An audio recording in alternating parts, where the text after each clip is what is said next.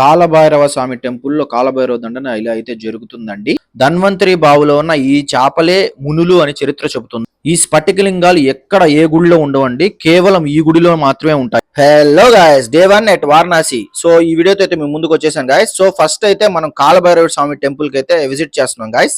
కాలభైరవ స్వామి దర్శించుకున్న తర్వాత మనం కాశీ విశ్వేశ్వరనాథ్ని దర్శించుకోవాలి guys. So hi guys, welcome back to Akhil మేఘ్నా వ్లాగ్స్. సో ఇవాళ అయితే నేను డే 1 మొత్తం వారణాసిలో నేను ఎన్ని టెంపుల్స్ చూశాను అనే ఫుల్ వీడియోతో అయితే మీ ముందుకు వచ్చేసాను. ఛానల్ సబ్స్క్రైబ్ చేసుకొని బెల్ ఐకాన్ అయితే ఇవ్వండి గైస్, అలాగే లైక్ కూడా చేయండి. సో మనమైతే కాలభైరవ స్వామి టెంపుల్కి అయితే వెళ్తున్నాము. సో మీరు డే 1 ఆటోని బుక్ చేసుకున్నట్లయితే ఒక 4 మెంబర్స్కి అయితే 700 రూపీస్ 500 రూపీస్ ఛార్జ్ చేస్తాడు. మనం బార్గింగ్ చేయాల్సి ఉంటుంది. సో మనమైతే ఫస్ట్ వెళ్తున్నాం కాలభైరవ స్వామి టెంపుల్కి. సో వెళ్ళి దర్శనం చేసుకుందాం. నాతో పాటు మీకు కూడా దర్శనం చేపిస్తాను. సో కాలభైరవ టెంపుల్ విషయానికి వస్తే ఎర్లీ మార్నింగ్ 7 o'clock వెళ్ళినట్లయితే మీకు దర్శనం చాలా బాగా జరుగుతుంది. నేను కూడా 7 o'clock వెళ్ళాను.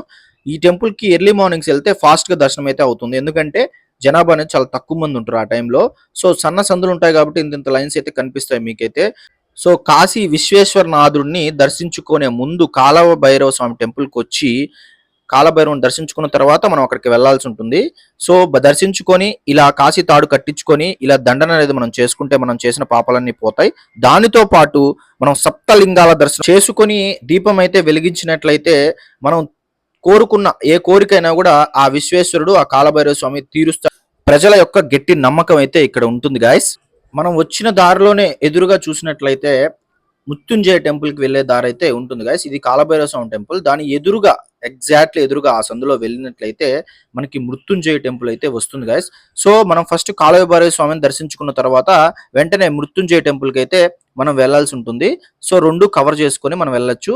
సో మీరు చూస్తుందే మృత్యుంజయ టెంపుల్. మనం లోపలికి అయితే ఎంటర్ అవుతున్నాము. సో లోపలికి వెళ్ళిన తర్వాత ఆ పరమేశ్వరుడికి అయితే పాలాభిషేకం చేయడానికి మేమైతే పాలు తీసుకొని వెళ్తున్నాము. సో ఇక్కడ మృత్యుంజయ టెంపుల్ యొక్క మెయిన్ విషయానికి వస్తే ఇక్కడ మృత్యుంజయ టెంపుల్ ని దర్శించుకొని పాలాభిషేకం చేసినట్లయితే మనకి మృత్యు దోషాలు ఏమన్నా ఉంటే ఇక్కడ మనకి గుడిలో అనేది తొలగిపోతాయి దర్శనం చేసుకున్నట్లయితే. దానితో పాటు ఇక్కడ ఇంకా దర్శనం చేసుకోవాల్సిన టెంపుల్స్ అయితే ఉన్నాయి.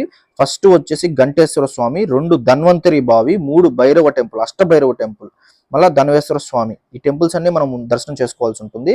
మనం మెయిన్ విషయానికి వస్తే ఇక్కడ మనం చేసుకోవాల్సింది మెయిన్ వచ్చేసి ధన్వంతరి కూప్ బావి. ఈ బావిలో నీళ్ళు అనేది మనం తాగినట్లయితే సర్వరోగ నివారణి అండి ఈ బావిలో నీళ్ళు అయితే. మీ ఇంట్లో వాళ్ళకు కూడా ఈ నీళ్లు ఖచ్చితంగా తీసుకెళ్ళండి. మీరు ఖచ్చితంగా టేస్ట్ చేయండి, చాలా బాగుంటాయి. ఇవి 5 నదుల అనుసంధానం అండి ఈ వాటర్ అనేది. సో మీరు చూస్తున్నారు కదా, ఈ చేపలు ఖచ్చితంగా చూడండి.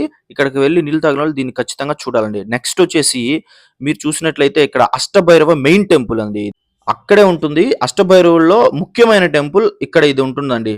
ఈ బావిని మాత్రం తప్పకుండా గుర్తుపెట్టుకోండి. ధన్వంతరి బావి తప్పకుండా ట్రై చేయండి. తరువాత మన ప్రయాణం వచ్చేసి సంకట్ మోచన్ హనుమాన్ టెంపుల్ అండి. సో ఇవన్నీ ఒక ప్యాకేజ్లోనే మీరు మాట్లాడుకుంటే ఒక రోజు మొత్తం ఇవి చూడొచ్చు. సో సంకట్ మోచన్ హనుమాన్ టెంపుల్ అయితే మనకి లోపలికి ఫోన్ అలో ఉండదండి. సో మీరైతే ఖచ్చితంగా వాటర్ బాటిల్ క్యారీ చేయండి, ఎందుకంటే డిహైడ్రేట్ అవ్వకుండా ఉంటుంది. ఈ హనుమాన్ టెంపుల్ యొక్క ప్రత్యేకత ఏమిటంటే మన కష్టాలన్నింటినీ తొలగిస్తాడు ఈ హనుమంతుడు. కాబట్టి ఈ హనుమంతుడిని దర్శించుకున్నామంటే మన కష్టాలు మొత్తం తీరిపోతాయి. కాబట్టి ఈ టెంపుల్ని మిస్ అవ్వకుండా దర్శించుకోండి. సో దీంట్లో మృత్యుంజయ బావి కూడా ఉంటుంది, తప్పకుండా చూడండి. మొబైల్స్ అయితే లోపలికి అలా ఉండదు. ఈ టెంపుల్ మధ్యాహ్నం 12 PM కి క్లోజ్ చేస్తారండి. ఆ లోపల వెళ్ళేలా చూసుకోండి. తర్వాత టెంపుల్ వచ్చేసి త్రిదేవ్ మందిర్. ఇక్కడ వచ్చేసి 3 దేవుళ్ళు ఉంటారు కాబట్టి త్రిదేవ్ మందిర్ అని పేరండి దీనికి.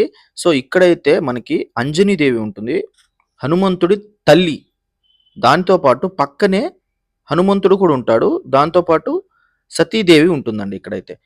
ఇక్కడ ఈ 3 దేవుళ్ళని దర్శించుకొని దాని తర్వాత వెంటనే మనకి తులసి మానస్ మందిర్. సో ఈ తులసి మానస్ మందిర్ ప్రత్యేకత ఏమిటంటే వాల్మీకి మందిర్, రామాయణం రచించిన వాల్మీకి మందిర్ అండి ఇది. తులసి మానస్ మందిర్ని ఖచ్చితంగా విజిట్ చేయండి గైస్. ఇది చాలా బాగుంటుంది. మొత్తం మార్బుల్తో అయితే బిల్డ్ చేసి ఉంటుంది. మనకి రామాయణం అనేది రాసింది తులసి మానస్ ఫస్ట్ సాంస్క్రిట్లో రాయడం జరిగింది.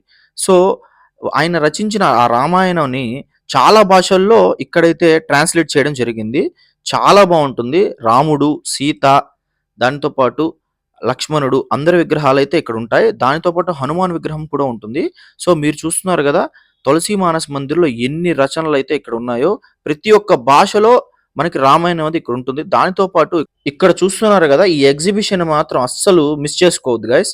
సో ఈ టెంపుల్ ని చూడడం మాత్రం అస్సలు మిస్ చేసుకోవద్దు గైస్. తర్వాత టెంపుల్ వచ్చేసి దుర్గామాత మందిర్ అండి. సో దుర్గామాత మందిర్ అనేది చాలా ప్రత్యేకమైందండి. ఎందుకంటే ఇది మనుషుల చేత కాకుండా గాలి చేత కట్టబడింది అని చెప్పేసి మన చరిత్ర అయితే మనకు చెప్తుంది. చూశారు కదా ఎంత బాగుందో. సో ఇక్కడ మాత్రం ఇది నగరీ స్టైల్ అని అంటారండి కట్టడం అనేది. ఇక్కడ మెయిన్ వచ్చేసి నరదిష్టి అనేది పోతుందండి. మీరు కూడా దుర్గమ్మ దర్శనం చేసుకోండి. సో ఇక్కడ నరదిష్టి పోతుంది కాబట్టి ఖచ్చితంగా ఇక్కడ తాడైతే కట్టించుకోండి గాయస్. సో ఈ నిర్మాణ శైలి మీరు చూసినప్పుడైతే చాలా అద్భుతంగా ఉంటుంది. ఈ యొక్క అమ్మవారి విగ్రహాలు అయితే చూస్తున్నారు కదా, మొత్తాన్ని ఆస్వాదించిన తర్వాత సో నెక్స్ట్ ఫైనల్ గా రిటర్న్ లో అయితే మనకి మన్మందిర్ దగ్గరికి అయితే తీసుకొచ్చాడు గాయస్. సో మనం చూస్తున్నారు కదా, మనం అయితే అన్ని నడిచి వెళ్ళడమే కాబట్టి మీరు ఖచ్చితంగా ఓపిక్గా ఉండండి. ఖచ్చితంగా పెద్దోళ్ళు ఉంటే వాటర్ బాటిల్ అయితే క్యారీ చేయండి గైస్. సో మీరు చూస్తున్నారు కదా, మనం అయితే మన్మందిర్కి అయితే వెళ్తున్నాం. సో నెక్స్ట్ మనం మన్మందిర్కి వెళ్ళి దర్శనం చేసుకుందాం పదండి. ఇక్కడ మాత్రం మిస్ చేసుకోవద్దు, ఈ టెంపుల్ చాలా మెయిన్ టెంపుల్ అండి, ఇది పవర్ఫుల్ టెంపుల్ కూడా. సో ఇక్కడైతే ఎక్కువ లింగాలు ఉంటాయి, 150 లింగాలు ఉండే గుడి ఏదన్నా ఉందంటే ఇదేనండి అది. సో చూస్తున్నారు కదా, 150 లింగాలు అయితే ఇక్కడ ఇది ఉంటుంది గాయస్. సో దీనితో పాటు ఇక్కడ శ్రీరాముడి టెంపుల్ ఉంటుంది. శ్రీరామ లక్ష్మణులు, సీతాదేవి, దాంతో పాటు హనుమంతుడు టెంపుల్ అయితే ఉంటుంది. సో దుర్గాదేవి టెంపుల్ కూడా ఉంటుంది చూడండి గైస్. సో శ్రీరాముని చూస్తున్నారు కదా, శ్రీరాముని టెంపుల్ ఉంటుంది, దుర్గాదేవి ఉంటుంది. దానితో పాటు స్ఫటిక లింగాలు కూడా ఉంటాయి గైస్ ఇక్కడ. సో మీరు చూస్తున్న ఇవన్నీ 150 లింగాలు అయితే ఇక్కడ ఉంటాయి. చాలా ప్రత్యేకమైన గుడి. ఇక్కడ వాటర్ తో అభిషేకం చేపిస్తారు, అలాగే పాలతో కూడా అభిషేకం చేయిస్తారు. డే 1 ఇవన్నీ ముగించుకున్న తర్వాత సాయంత్రం మనం మెయిన్ టెంపుల్ అయిన కాశీ విశ్వనాథ్ టెంపుల్ కి అయితే బయలుదేరడం జరిగిందండి. ఇక్కడైతే ఒక ప్లేస్ నుంచి ఇంకో ప్లేస్కి వెళ్ళడానికి ప్రతి దగ్గర మనకి ఆటోలు అయితే దొరకవు. ఇలా మనం రిక్షాలు అయితే ఎక్కాల్సి ఉంటుంది. సో మెయిన్ టెంపుల్కి అయితే వచ్చేసామండి. నేనైతే ఫ్యామిలీతో వెళ్ళాను కాబట్టి ఆ రోజు ఈవినింగ్ సప్తర్ష హారతి టికెట్స్ అయితే ఆన్లైన్లో బుక్ చేసుకోవడం జరిగింది. అది ఎలా బుక్ చేసుకోవాలని నేనైతే మీకు ఇంకో షార్ట్ వీడియో చేస్తాను. సో నేను ఫ్యామిలీతో వెళ్ళాను కాబట్టి ఈ హారతి తప్పనిసరిగా చేసుకోవాలని నేనైతే చేసుకోవడం జరిగింది గాయస్. సో మీరు చూస్తున్నారు కదా, మెయిన్ కారిడార్ అండి ఇది. కాశీ విశ్వేశ్వర ఆలయం అదే అండి గర్భగుడి, బంగారు గర్భగుడి అండి. హారతి ఎలా ఉందో చూడండి.